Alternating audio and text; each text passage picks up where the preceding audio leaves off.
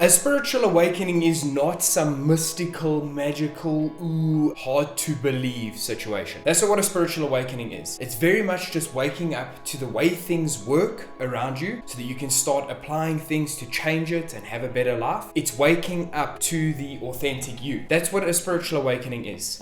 And if I make that really simple, it's emotions are you more than thoughts are you. And when we make a distinguishment between the two, so we understand this one is this and this one is this, that's what helps us take control of our lives. It gets us out of bad feelings, bad places. It gets us into a place we ultimately want to be. And it reduces the value in things to the point where we aren't trapped by them, that they aren't in control of us, because things, people, and places actually control us through fear. That's what this is, instead of love, and that's what this loop is. So that's the main difference. That's what a spiritual awakening does. So for those of you who want to have a spiritual awakening, or those of you who are here to learn more about the spiritual awakening after having one, or you're just curious about spiritual awakenings, I'm going to take you through the entire process, how it works, how it happens, in a way that's easy to understand. So I'm not going to be esoteric and airy-fairy. It's not what I do. So if you're new here, I make spirituality practical so you can understand it, keep what's good, and apply it to manifest your dreams. If that's something you don't want to miss out on or don't want to miss another video on, make sure to hit that subscribe button, hit the notification bell, and you won't miss another upload. Thanks to everyone who's here for the first time, and thanks to everyone who's been here for a while. I really appreciate all of you. So how does this whole thing work, right? We have ego, and this is the cycle we start out with, everyone in life. And it starts here at ignorance. And what happens is we go into the state of not knowing things. Think about as a baby. When you want something, you're a baby and you want the juice bottle and you can't reach it. Babies end up crying and screaming because they can't get what they want. That is what happens on a more sophisticated, mature level throughout life. We don't understand why things aren't working the way we see them, the way we understand them. That causes us pain. Now this pain is something we all go through. Pain is inevitable. It's not optional.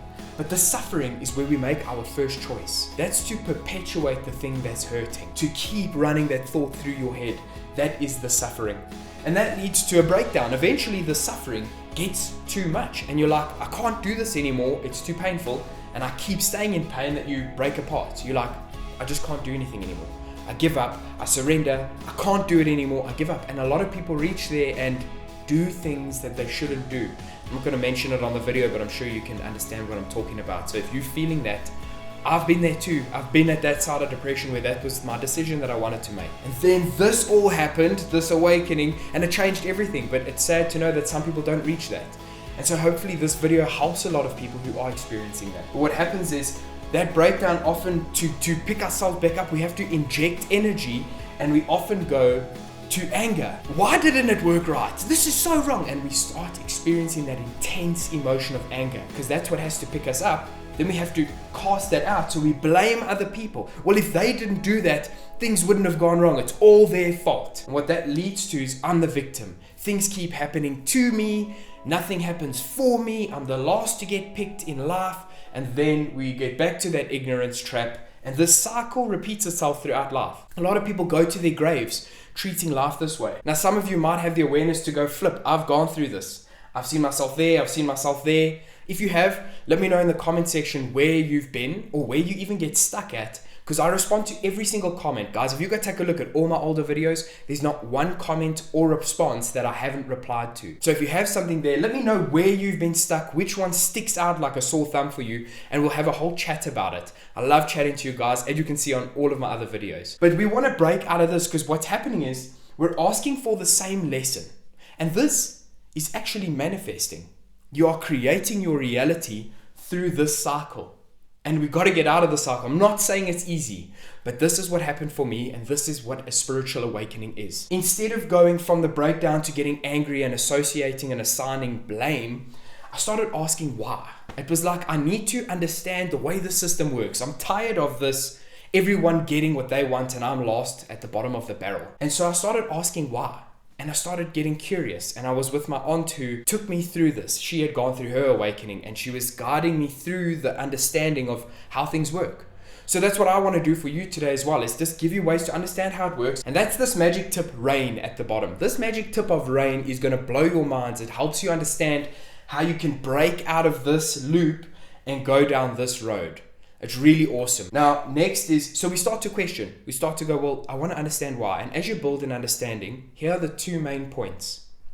Nothing, no one, and nowhere, which is all that exists on this planet, has any built-in meaning. All of its value, all of its meaning, you have assigned through your perception of it. That's point number 1. And point number 2 is this. People, places, and things are always a reflection of what you're authentically feeling. Now, there's a difference between praying or asking the universe for stuff through your thoughts and through your feeling. Your feelings can't lie. Your mouth, your thoughts can. So it's understanding the difference. I actually made a whole video on understanding this. And I call it the language that you didn't know you were speaking, because the language of emotion is something you didn't know you were even speaking. You can watch that video over here. It will take you through understanding this very well, understanding how you're manifesting things in your life. Next is you get into acceptance of accountability. So instead of going, like I say, the anger route, you go, wow, shit, how much of that stuff I actually caused because of how I behave, because of how I think, because of how I act. And you say, a lot of it's because of me. And you own up for how you created a situation, your part in it. You take ownership of what you've done, what you've said, the mistakes you've made. And what that's going to lead you to doing is feeling really crappy. You will feel like, shit, I've missed the plot. Stop expecting yourself to be perfect. And this goes so well. We're human. We're not meant to be perfect. We're meant to come down to earth and calibrate and understand. Life is trying to help our soul understand things. The earth is just a calibrating tool for our souls. We come here for about a century, that's how long it takes. And then it calibrates us and poof, shoots us out the other end, spiritually understanding the way things work. So what happens is we get to this really crappy feeling, and it's okay, you're allowed to feel crappy. You're allowed to feel good. You're allowed to feel everything. And what that leads into is forgiveness of yourself. I forgive me for not being what I should have been.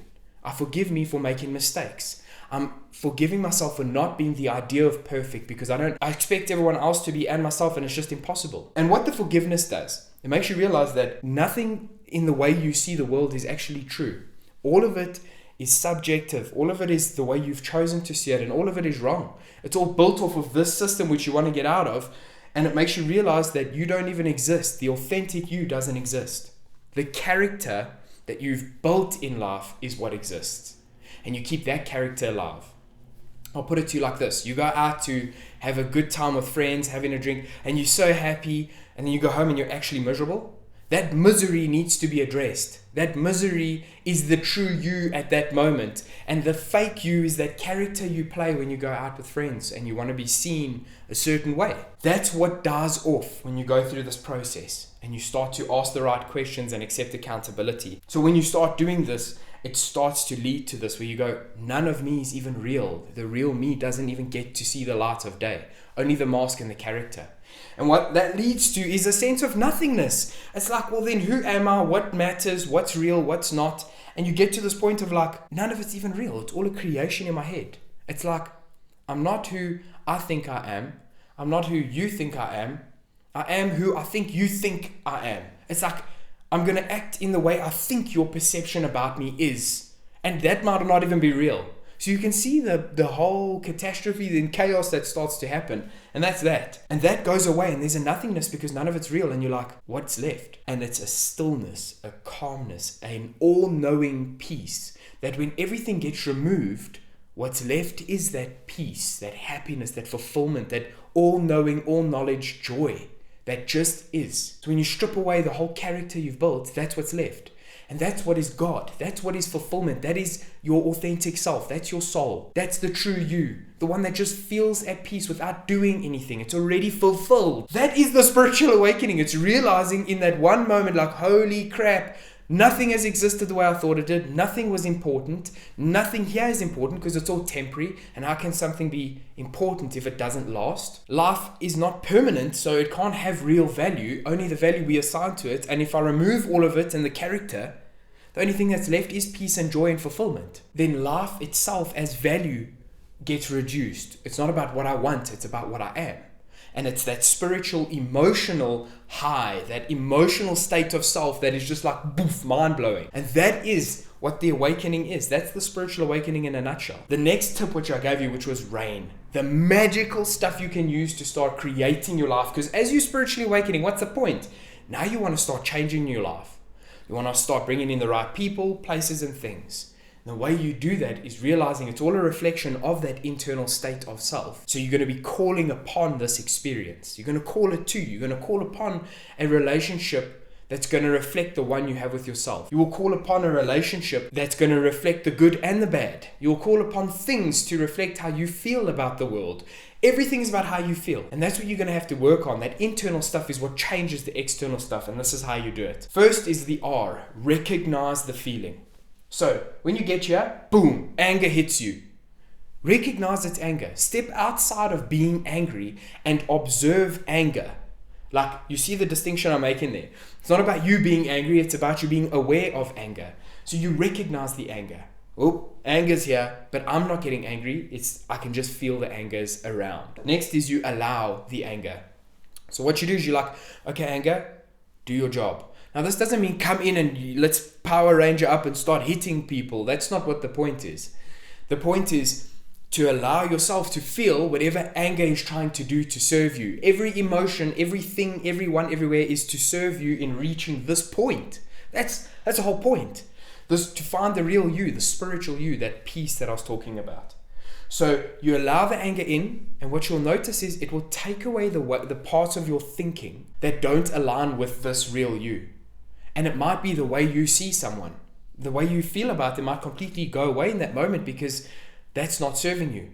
It might be that you go, oh, because now you're starting to take accountability. You're like, oh, maybe the way that I feel about myself and I feel unworthy here, and this just highlighted that for me. That's the allowing. The anger will come and do its job. It will take away what doesn't serve you, and it will leave with the thing that doesn't serve you. Biggest problem we do a lot of the time with these bad emotions is hold them at bay. And let me promise you something. Holding it away is far worse than just feeling it. Like the tension you experience on a day-to-day basis from not facing these emotional fears is far worse than just letting them come at you. It's kind of like call their bluff. Fine, take me out if you want to. And what you'll realize is that they don't do anything except remove the parts of you that aren't serving you. So that's what happens. You start allowing it. Then you investigate what's changed.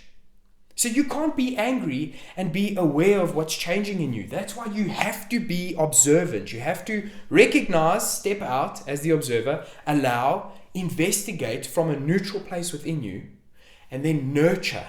So the investigation is, why? Why do I feel this way? Why do I feel better with this idea in my mind? And why do I feel worse and angry with this idea? Then you nurture that in you. You nurture that part of you that you prefer, that's going to lead this way so you can manifest your life, to control things around you. I hope this video has made sense. That was my spiritual awakening. And if you're on the journey to having one, you wouldn't have found this video if you weren't on the spiritual road to having one.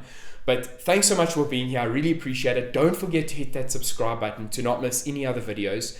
I hope to see you all on the next video and in the comment section. Mad love and light.